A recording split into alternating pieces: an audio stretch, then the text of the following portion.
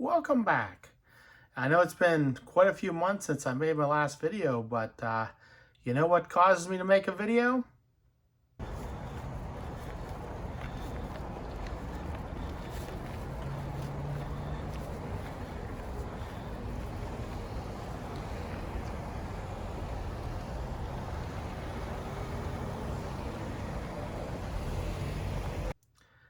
The best sports card show in Western Pennsylvania, and it was this past weekend. So let me do a recap here and show you what I got.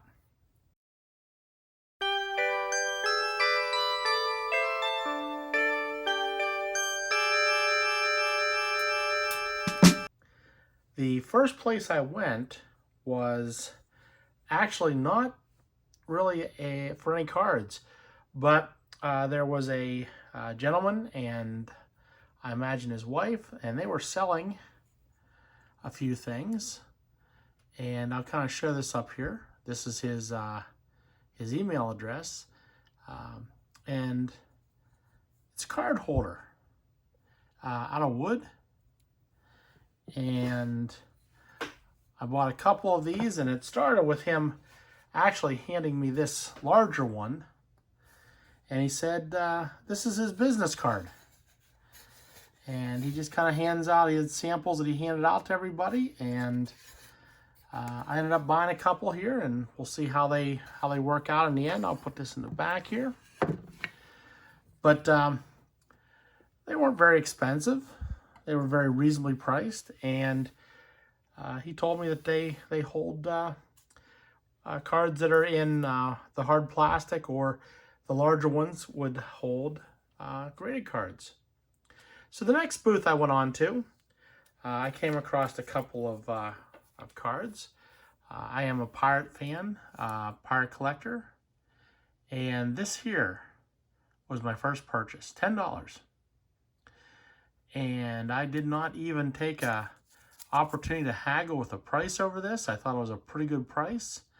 This is a Manny Sanguian rookie card that's graded. And let's see if this works.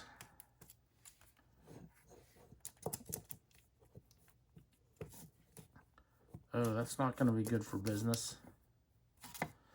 Wonder if I'm not doing this right.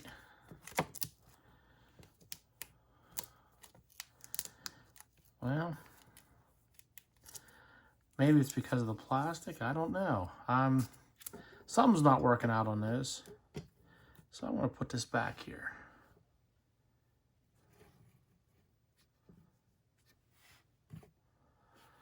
And I found another card from the same seller, a Doc Ellis rookie card, in pretty good shape. Couple corner dings there, graded out as a 4. But this was $5.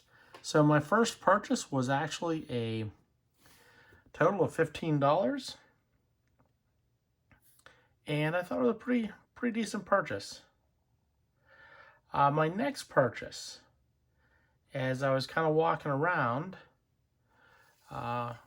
was quite a bit later actually, and I ended up buying some cards from a dealer at the very far end of the mall, and they kind of go in with my they fit my Pirates team sets that I've been working on. But 58 Whammy Douglas, and there's some creasing in it. Bob Perky 57.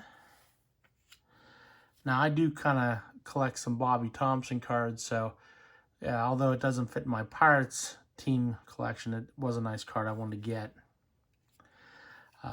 Eddie O'Brien, and these are in pretty good shape. A lot of them are a little off-centered. I think what had happened was they were set collectors, and my guess is that these were probably cards that didn't fit within their set, as that they had come across a better example. Vernon Law, Frank Thomas, the original one, Bill Verdon, and see, these are in pretty good shape here. A little off-centered on some of these. Danny Kravitz. Let's see if this one works. Now, see, that seems to work. The big one, back there. So let me see if I can move this around so I can fit a few more of these in here.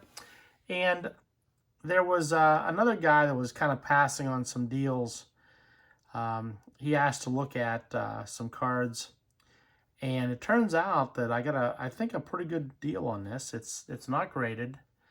It is the Harmon Killebrew second card, and it looks really good. And when I say that he'd offered this to the previous buyer for $50 and he passed on it, he looked at me and said, you know, you've been buying some other stuff. I'll offer this. I'll give it to you for $40. And I thought about it for a second. He said, but he said, I want you to take it and turn it over in the back, and you take a look at the back. So I did. And you can see right away that there's a tape stain back there and some paper loss too. But all in all, this card presents pretty well. It's a card that I've been kind of looking to get, so I thought for that price, I thought it was reasonable, $40. And let me just say this. I made my first card trade at this show, at a sports card show ever. I've never traded before, and I made my first one, and let me see if I can do it. I traded this card here.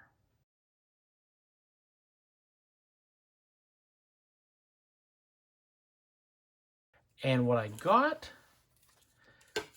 it wasn't a card actually, if you can, I kind of said card, but it was the ticket. But he asked me, well, there was something he was interested in it, the dealer, and he asked me, he said, is there something you're interested in? I said, yeah. And it was this 1951 Burke Ross Phil Rizzuto. Now, it's a 5. It's graded. And you notice that the ticket stub was graded too. But in taking a look at this, he kind of said, you know, he'd been paying about $50 for those World Series ticket stubs. I think he was off. He undervalued that a little bit. I think he was probably paying closer to $70. Graded, it was worth about $85. I think $85 would have been a fair price for it. It was a lower grade. He had this marked at $80. And looking at some recent comps on eBay, it's actually a pretty good price. That's under what the comps were. And pretty good shape. And I told him, I said, that's really, you know, the card I was looking at. And he goes, do you want to do this straight up? I said, yeah. And he looked at me for a second and said, yeah, sure. So I think he can probably get about $100 for that card, for that ticket stub. And I think this card here is probably worth about $100. So I think it was a fairly good trade. Unfortunately, that ticket stub really didn't have a lot of use in my collection. It was taking up space, but you know, it just wasn't something to fit with what I do. But the Burke Ross card, now this is going to fit in my collection pretty well. And to be able to get a Hall of Famer, I thought that was a pretty good deal at a pretty good price. So that was my first trade. And let me see if let's see if this one will fit in here. There we go. There we are. Maybe it's just the type of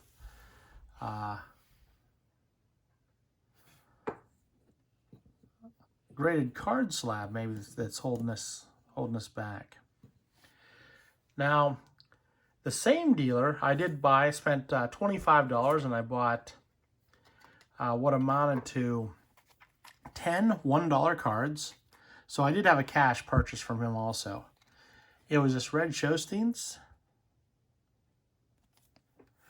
a Joe Torre. Now, these are cards that are either I need for my 73 set, or they're an upgrade from what I know I have.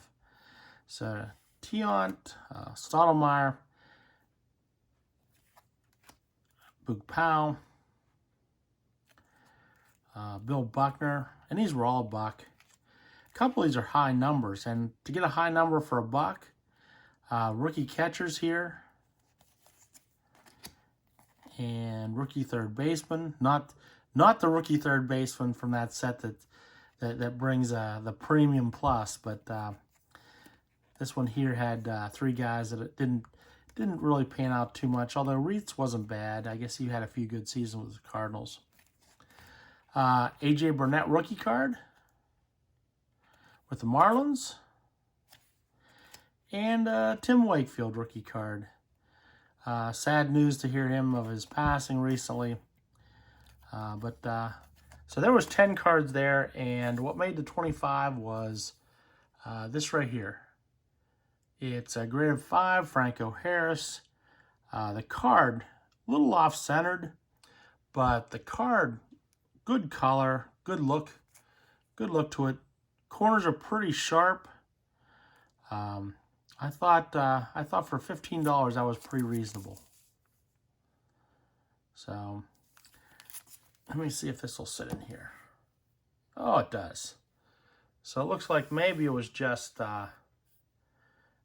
those PSA holders didn't want to sit in there. Now, I also, as I was walking around, made some supply purchases. I got these. These are the Easy Glide shells, penny sleeves, and with them, there's 500 in here, pretty reasonably priced. I like them. They have the corners cut, so it makes it easier for cards to go in. So I got those. Put those back here, and then I got a couple other packages here of some plastic holders that I can re-sleeve some of these. I won't keep these ones with the prices on them, so I'm going to replace them with some of these new sleeves I've got. And then towards the end of the show, I made one final purchase. And with that purchase, a guy had a number of, I think they were triple threads, just common cards. And I ended up with 4 of them. Satchel Paige,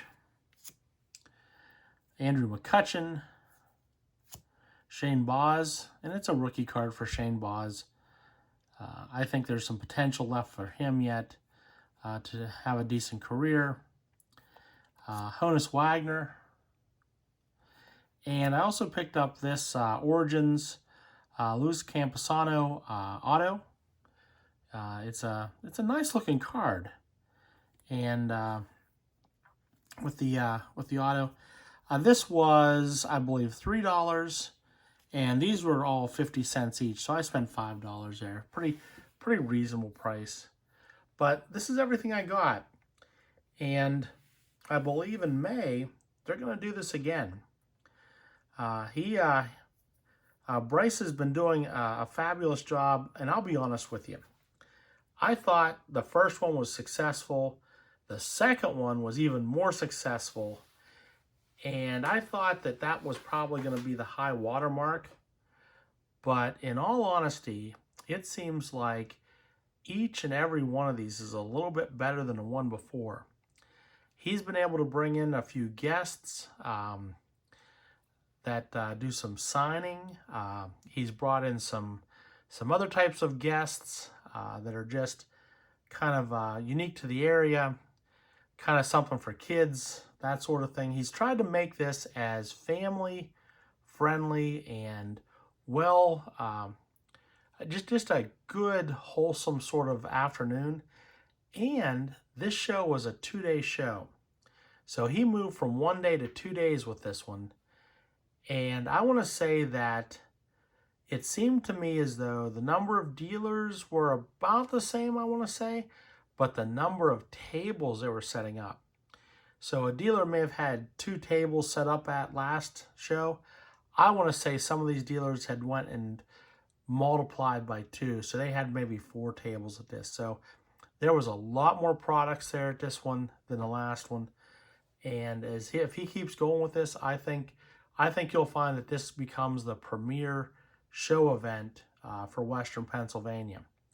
Now, the one in May, it's coming up right ahead of the mainline show that has moved out to Monroeville. So we'll see how this next one goes, because I'm wondering how much money can really keep flowing. And it seemed like there was a lot of people spending money at this show again. I think the dealers at this show are willing to work with you. And to be quite honest, if he's able to continue to do what he's doing, I see this taking over and becoming the premier show in Eastern Ohio, Western Pennsylvania, that area there. It's easy to get to, and I'll try to put the flyer up here at the end. So if you're seeing this for the first time and hearing about it for the first time, think about checking this out in May. Weather will be nice. It was nice on Saturday when I was there. I wasn't there on the second day, Sunday, but I got to think that was probably a pretty good day too. But thank you for sticking around till the end. Tell me what you thought about what I have here. Hopefully gives you some ideas. But all in all, I had an enjoyable time. This show has always been enjoyable to me. But thank you for sticking with me. If you're a subscriber, thank you, even double thank you. But if you're not a subscriber, please hit that subscribe button. Stick around. I'm hopefully I'll be able to get back into the swing of things here and make a few more of these videos.